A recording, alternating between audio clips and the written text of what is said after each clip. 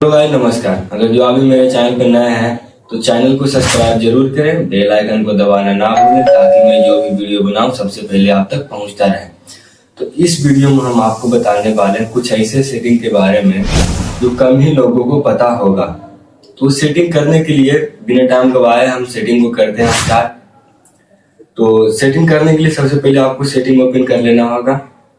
यहाँ से आपको जब नीचे की ओर आप स्क्रॉल करेंगे तो आपको दिखेगा एक शॉर्टकट का ऑप्शन। आपको शॉर्टकट वाले ऑप्शन पे कर देना है क्लिक। जैसे आप उस पर क्लिक करते हैं तो यहाँ पे आपको एक यहाँ पे दिख रहा होगा, एक देखिए हम यहाँ पे टाइप कर रहे हैं फ्लश नोटिफिकेशन। फ्लश नोटिफिकेशन का आपको यहाँ पे ऑप्शन दिख रहा होगा।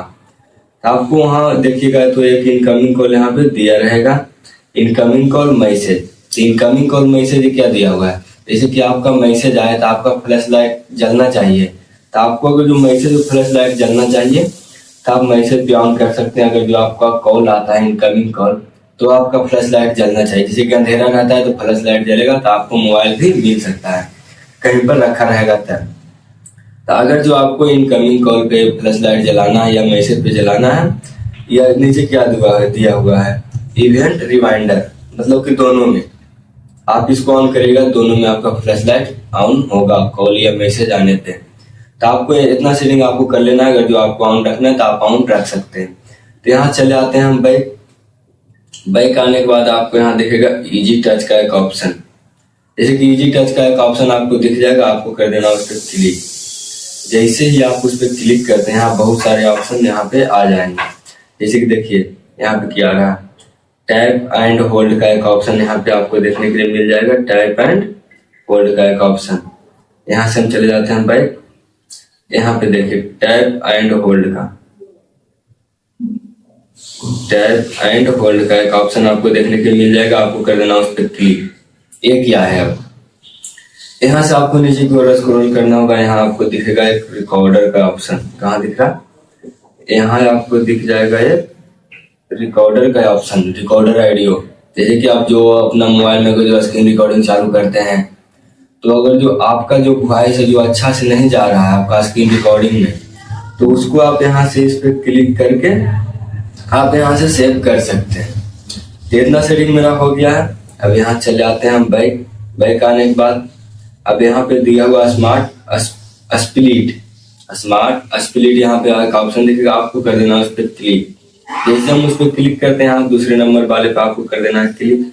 जैसे कि दूसरे नंबर वाले आपको यहाँ देखने के लिए मिल जाएगा, ये रहा मैनुअल स्क्रीन स्प्लिट, आपको कर देना उस पर क्लिक।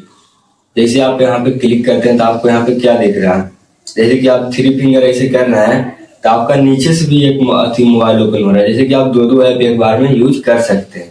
जैसे कि आप ऐसे करके ऊपर से करते हैं तो आपका नीचे से भी एक ऐप चलेगा, या आधा मोबाइल में आपका 2 ऐप यहाँ पे चलेगा। तो आपको अगर जो इसको ऑन रखना है तो सिंपल से इसको कर देना है आपको ऑन। यहाँ आपको ऑन करने के लिए मिल जाएगा तो आपको यहाँ से कर देना ऑन। अगर जो आप ऑन रखना चाहते हैं तो हमको ऑन नहीं रखना है, तो हमको फिर ऑन रखना है। तो मेरा तो ऑन यहाँ पे हो ही गया है। हम थोड़ा सा इसको साइड करते हैं तो वही इसमें वही भी दिया हुआ है। अब इसमें क्या दिया हुआ है, इसको ओपन करते हैं तो अगर जो ऊपर जो साइड वाले कोना रहता है वो ऊपर से आप एक फिंगर धर कर दाब के नीचे की ओर स्क्रॉल करते हैं तो आपका कुछ ऐसा इंटरफेस देखने के लिए मिल जाएगा, जो कि अभी आपको लग रहा होगा कि ये मेरा क्या काम में आएगा, लेकिन ये आता है। तो आपको ये सारा सेटिंग आपको याद रखना होगा। तो फिर यहाँ चले आते हैं हम बैक। यहाँ से आपका 2 सेटिंग आओ यहाँ से, तो वहां से आप बैक करेगा तो आपको 100 का एक ऑप्शन आपको देखने के लिए मिल जाएगा। तो आपको सिंपल सी 100 वाले पे कर देना है क्लिक। तब यहाँ पे आपको 3-4 ऑप्शन आपको दिया हुआ है। फर्स्ट में दिया हुआ कीबोर्ड, दूसरा में दिया हुआ पासवर्ड कीबोर्ड एंड पैटर्न। तो आपको पासवर्ड कीबोर्ड एंड पैटर्न इसका मतलब क्या है, जैसे कि आप जो स्क्रीन लॉक लगाना चाहते हैं तो आपको पासवर्ड भी रहना चाहिए और पैटर्न भी रहना चाहिए, दोनों रहना चाहिए। अगर जो आप ये रखना चाहते हैं तो आप इसको ऑन करके रख सकते हैं। जैसे कि हम सिंपल सी सिर्फ पैटर्न लगाए हुए ऊपर में, हम इसको ऑफ कर देते हैं। तो यहाँ चले आते हैं बैक। आपका तीसरा सेटिंग यहाँ पे ऑन हो चुका है। तो यहाँ चले आते हैं हम बैक। बैक आने के बाद यहाँ पे आपको टास्क टाइमर का एक ऑप्शन दिख रहा होगा, टास्क टाइमर। यहाँ पे क्या दिया हुआ है, शेड्यूलिए वाइब्रेशन मोड, शेड्यूलिए एरोप्लेन मोड। तो यहाँ पे ऑप्शन दिया हुआ है आपका। तो आप अगर जो वाइब्रेशन मोड, जैसे कि आप अगर जो अलार्म लगाते हैं तो आपका वाइब्रेट करना चाहिए या आवाज करना चाहिए, तो उस हिसाब से आप यहाँ पे रख सकते हैं। ऊपर में सबसे फर्स्ट ऑप्शन में दिया हुआ है schedule power on end of, schedule power on end of.